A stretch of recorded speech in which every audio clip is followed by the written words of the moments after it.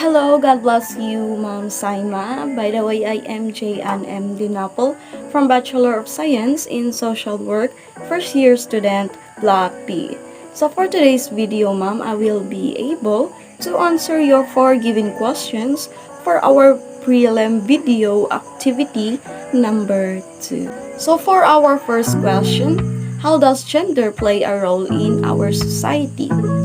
While gender roles are prevalent in today's culture, gender roles are a set of cultural norms that govern which actions are usually accepted, suitable, or desirable for people depending on their true or perceived sex or sexuality. Well, in reality, every infant is assigned a gender at birth.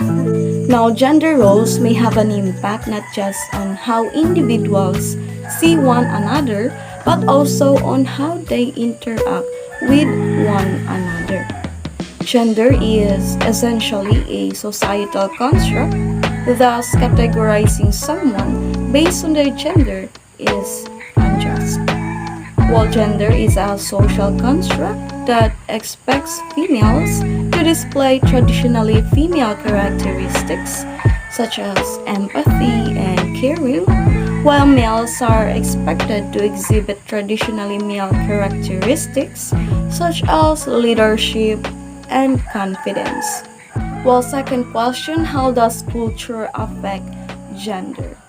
While cultural variables influence gender and personality for a number of reasons. Some think that in certain countries, culture and personality should have a stronger effect on individual decisions. Then some argue that culture and gender are impediments to self-expression. On the other side, cultural affects gender and personalities may be examined in terms of how we study different gender role in our civilizations, different cultures in our societies, and different personalities in our communities.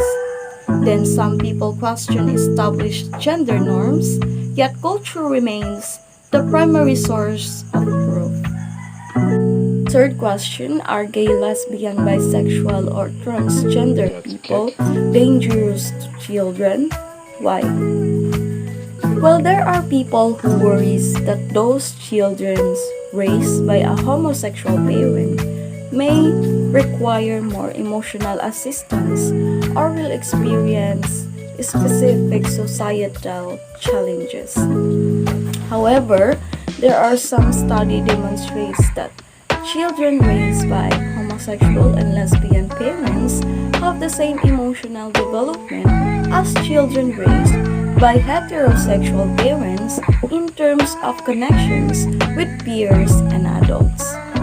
Although there are studies show that kids of gay and lesbian parents are equally as well as adjusted as children of heterosexual parents, they may face some particular challenges as well as some LGBT families face discrimination in their communities and their children may be criticized or bullied by their friends.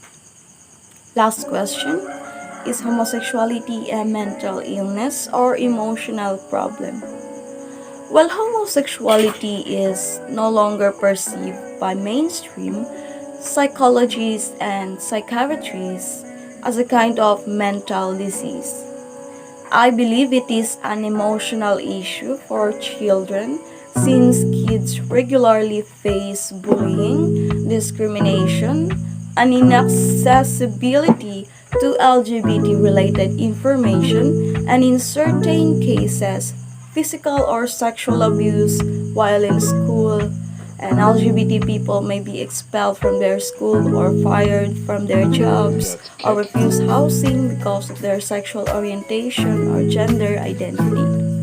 Furthermore, same-sex couples are not permitted to marry here in our country. So that's all for today, Ma'am Saima. Thank you and God bless you.